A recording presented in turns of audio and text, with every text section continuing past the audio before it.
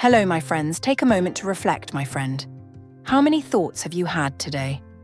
Maybe hundreds, perhaps thousands.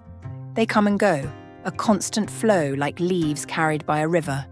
Some are peaceful, others, not so much. Today I want to share with you a lesson I've learned. You do not have to be at the mercy of every thought. With gentle awareness and patience, you can learn to control your thoughts and find peace within. When I was younger, I believed every thought I had was meaningful. I would cling to some, push others away. It was exhausting, like trying to control a river with my bare hands. My teacher noticed my struggle and said, "A mind that is not controlled is like a stormy sea." But remember, no storm lasts forever.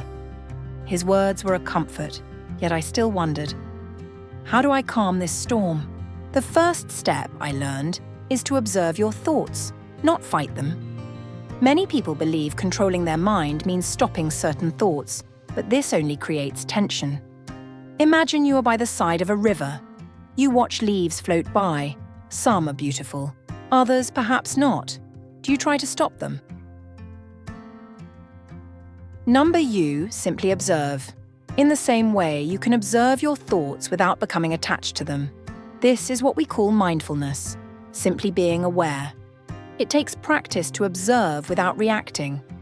At first, you may feel frustrated, wanting certain thoughts to stay and others to go. But slowly, as you practice, you may find that you don't need to engage with every thought.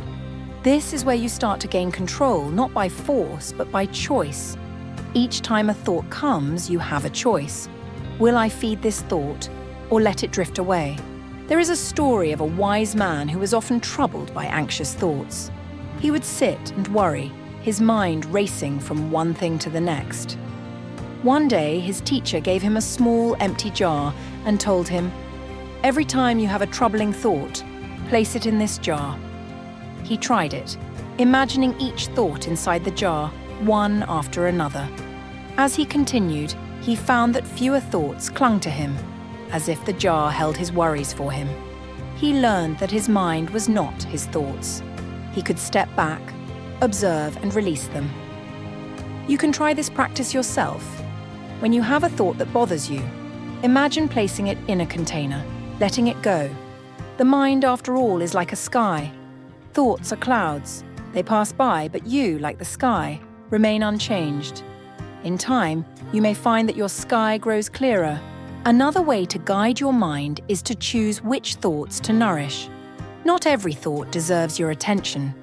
Some are like seeds that, when watered, grow into strong, helpful beliefs. Others, however, are like weeds. They drain your energy.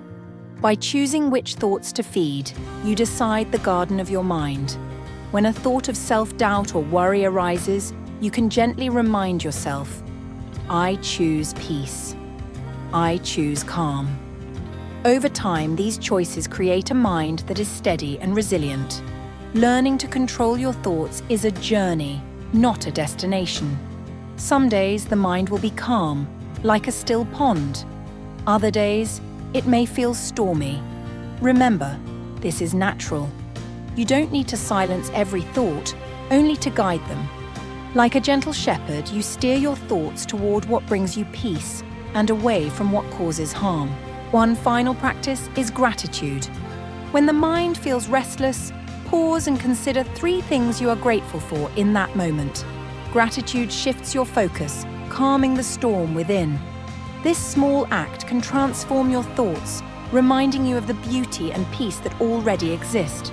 Control is not about force, it is about presence.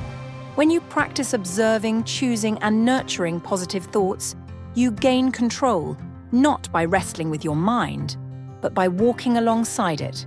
With time, your mind will begin to reflect the peace you cultivate, like a calm lake mirroring the sky. So, take a deep breath, my friend. Begin today by observing one thought without judging it. Let it pass by, like a leaf on a river.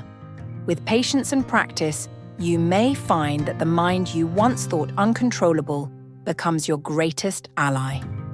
Thank you for joining me in this moment. If these words have brought you peace, carry them forward and perhaps share them with others who may need them.